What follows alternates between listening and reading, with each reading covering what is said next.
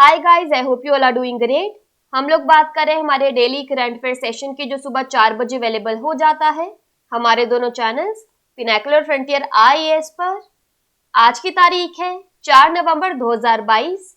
दोनों चैनल्स को सब्सक्राइब करें, बेल आइकन को जरूर प्रेस करना है ताकि हमारी आने वाली हर वीडियो की नोटिफिकेशन आपको मिल सके। हमारी दो वेबसाइट्स हैं sscglpnacle.com और baljeetdhaka.com। साथ ही साथ for daily videos, PDF and monthly magazine आप हमारे टेलीग्राम हैंडल्स फ्रंटियर आईएएस और एसएस जल्पनेकल ऑनलाइन को ज्वाइन जरूर करें। स्टार्ट करेंगे प्रीवियस क्विज के साथ। मैंने आपसे पहला क्वेश्चन पूछा था कि प्रति व्यक्ति ग्रीन हाउस गैस उत्सर्जन में सर्वाधिक योगदान देने वाला देश कौन सा है, यानी हाईएस्ट कंट्रीब्यूटर। करेक्ट आंसर था यूएसए। और दूसरा क्वेश्चन पूछा था कि फीफा अंडर 17 महिला विश्व कप किसने जीता। करेक्ट आंसर था स्पेन। स्टार्ट करेंगे, फर्स्ट क्वेश्चन है तीसरे राष्ट्रीय जनजातीय नृत्य महोत्सव की मेजबानी किस शहर ने की है। करेक्ट आंसर है रायपुर। डिटेल्स देख लो। तो छत्तीसगढ़ ने अपना 23वां राज्य स्थापना दिवस 1 नवंबर 2022 को मनाया और समारोह के एक भाग के रूप में रायपुर ने तीसरे राष्ट्रीय जनजातीय नृत्य महोत्सव की मेजबानी की। राष्ट्रीय जनजातीय नृत्य महोत्सव 1 नवंबर 2022 से 3 नवंबर 2022 तक मनाया गया। उत्सव में भारत के सभी राज्यों और केंद्र शासित प्रदेशों के आदिवासी नृत्य समूहों ने भाग लिया। इस महोत्सव का मुख्य आकर्षण यह था कि इस आयोजन में मंगोलिया, टोंगो, रूस, इंडोनेशिया, मालदीव और मोजाम्बिक जैसे अन्य देशों ने भाग लिया। बात करें यहाँ पर छत्तीसगढ़ की, तो इसके फेमस डैम्स में आता है Mini Mata Bango dam, Hasdeo river, thermal power plants में आता है Korba super thermal power plant, Sipat thermal power plant. Tiger reserves में आता है Achanakmar tiger reserve, Udanti Sitanadi tiger reserve और इंदिरावती टाइगर रिजर्व। छत्तीसगढ़ की कैपिटल है रायपुर। गवर्नर है Anusuiya Uikey, chief minister Bhupesh Baghel. Next question है राष्ट्रपति द्रौपदी मुर्मू ने किस शहर में 7वें भारत जल सप्ताह का उद्घाटन किया। करेक्ट आंसर है ग्रेटर नोएडा। डिटेल्स देख लो। तो राष्ट्रपति द्रौपदी मुर्मू ने 1 नवंबर 2022 को ग्रेटर नोएडा उत्तर प्रदेश में 7वें भारत जल सप्ताह का उद्घाटन किया। डेनमार्क, सिंगापुर और फिनलैंड इस आयोजन के भागीदार देश होंगे। केंद्रीय जल संसाधन, नदी विकास और गंगा संरक्षण मंत्रालय द्वारा 7वें भारत जल सप्ताह का आयोजन एक एकीकृत तरीके से जल संसाधनों के बारे में जागरूकता बढ़ाने, संरक्षण और उपयोग करने के लिए 1 से 5 नवंबर 2022 तक किया जा रहा है। 2022 के लिए थीम है सतत विकास और समानता के लिए जल सुरक्षा, that is water security for sustainable development and equity. Next question है किस इस्पात उद्योग को जिम्मेदार इस्पात प्रमाणन, that is responsible steel certification प्राप्त हुआ है। इंपॉर्टेंट क्वेश्चन है। करेक्ट आंसर है टाटा स्टील। डिटेल्स देख लो। तो टाटा स्टील को जमशेदपुर, झारखंड में अपने 3 उत्पादन सुविधाओं के लिए जिम्मेदार स्टील प्रमाणन प्राप्त हुआ है। स्टील वर्क्स, ट्यूब डिवीजन और कोल्ड रोलिंग मिल 12 प्रमाणन के साथ दुनिया भर में अन्य स्टील उत्पादक साइटों के समूह में शामिल हो गए हैं। यह टाटा स्टील के लिए एक ऐतिहासिक क्षण है और हमारी स्थिरता यात्रा में एक महत्वपूर्ण कदम है। रिस्पॉन्सिबल स्टील स्टील उद्योग की पहली वैश्विक बहुहितधारक मानक और प्रमाणन पहल है जो जलवायु परिवर्तन, विविधता, मानव अधिकारों और अन्य सहित प्रमुख चुनौतियों का समाधान करके एक स्थायी इस्पात उद्योग के निर्माण की दिशा में इस्पात उत्पादकों, उपभोक्ताओं और बिचौलियों के साथ काम करती है। नेक्स्ट क्वेश्चन देखो। पत्रकारों के खिलाफ अपराधों के लिए दंड से मुक्ति के लिए अंतर्राष्ट्रीय दिवस यानी international day to end impunity for crimes against journalist कब मनाया जाता है। करेक्ट आंसर है 2 नवंबर। डिटेल्स देख लो। तो 2 नवंबर से पत्रकारों के खिलाफ अपराधों के लिए दंड से मुक्ति के लिए अंतर्राष्ट्रीय दिवस के रूप में मनाया जाता है। वह दिन अस्तित्व में आया जब संयुक्त राष्ट्र महासभा ने दिसंबर 2013 में एक प्रस्ताव पारित किया। यह दिन दंड से मुक्ति की ओर ध्यान आकर्षित करता है, अर्थात दोषियों को दंडित नहीं किया जा रहा है। पत्रकारों के खिलाफ अपराधों के लिए दंड से मुक्ति के लिए 2022 अंतर्राष्ट्रीय दिवस मनाने का मुख्य कार्यक्रम ऑस्ट्रिया के वियना में लोकतंत्र की रक्षा के लिए मीडिया की रक्षा, that is protecting media to protect democracy विषय के साथ पत्रकारों की सुरक्षा पर एक उच्च स्तरीय बहुहितधारक सम्मेलन है। इस वर्ष का नारा यानी स्लोगन है, सत्य की रक्षा करना सत्य है, यानी truth is protecting the truth. Next question देखो, नई किताब न्यूक्लियराइजेशन ऑफ एशिया किसने लिखी है? करेक्ट आंसर है रेने नाबा। डिटेल्स देख लो। तो फ्रांसीसी लेखक रेने नाबा ने फ्रेंच और अंग्रेजी दोनों भाषाओं में एक नई द्विभाषी पुस्तक लिखी है जिसका शीर्षक एशिया का परमाणुकरण यानी न्यूक्लियराइजेशन ऑफ एशिया है। पुस्तक में परमाणु आपातकाल और पाकिस्तान और चीन की सांठगांठ से उत्पन्न खतरे की चर्चा की गई है। गोलियस द्वारा प्रकाशित पुस्तक का जिनेवा प्रेस क्लब में विमोचन किया गया। रेने नाबा एशिया पर 2 पुस्तकों के लेखक हैं। पहली पुस्तक पाकिस्तान को पश्चिमी दुनिया और यूरेशिया की चुनौती का सामना करना पड़ रहा था, यानी Pakistan facing the challenge of the post western world and Eurasia. गोलियस 2018 पाकिस्तान के रणनीतिक उत्परिवर्तन पर फ्रेंच में पहली पुस्तक थी।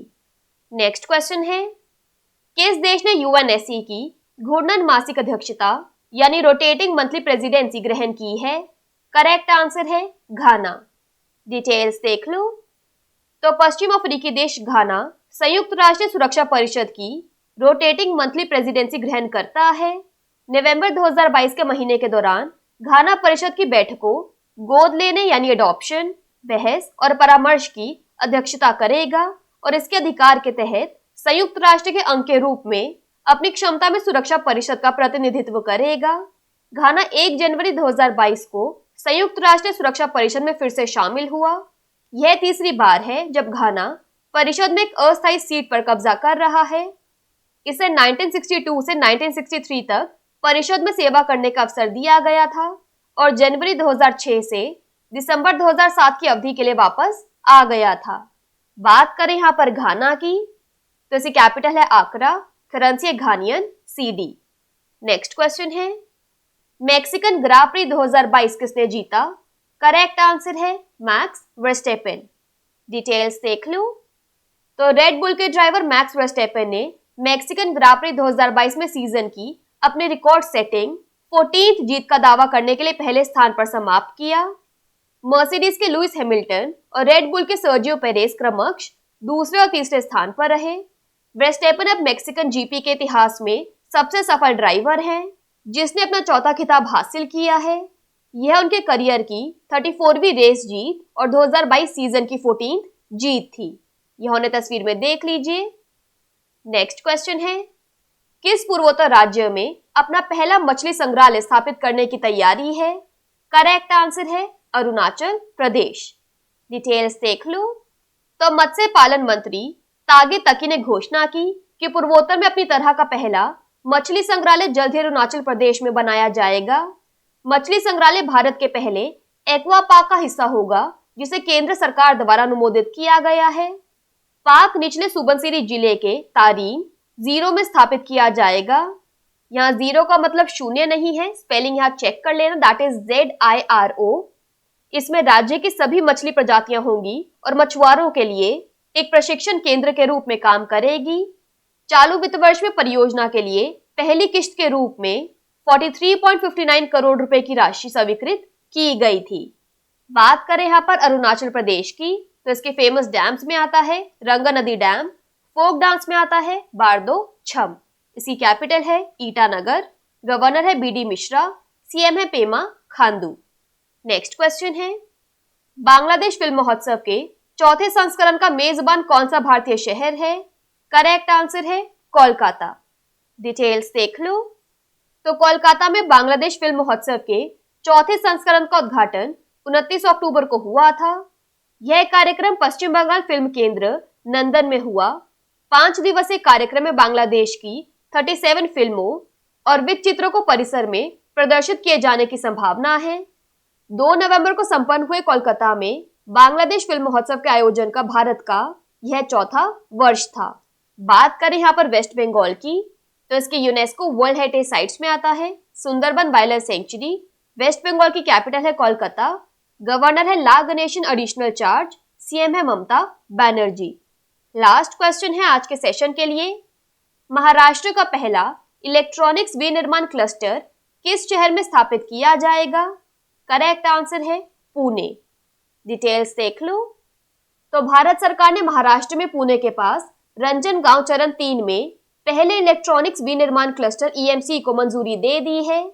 इसकी घोषणा केंद्रीय इलेक्ट्रॉनिक्स और सूचना प्रौद्योगिकी और कौशल विकास और उद्यमिता राज्य मंत्री राजीव चंद्रशेखर ने 31 अक्टूबर 2022 को की थी।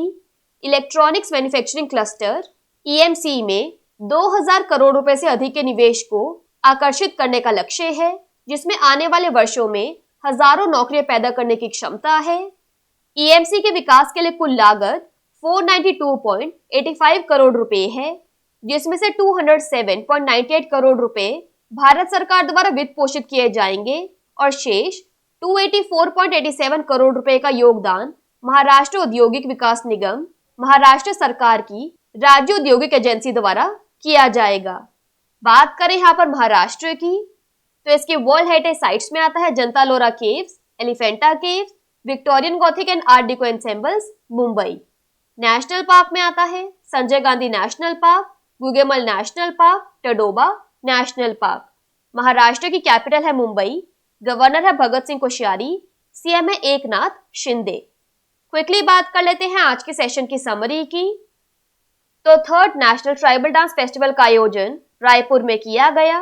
राष्ट्रपति द्रौपदी मुर्मू ने 7th इंडिया वाटर वीक को इनॉग्रेट किया ग्रेटर नोएडा में।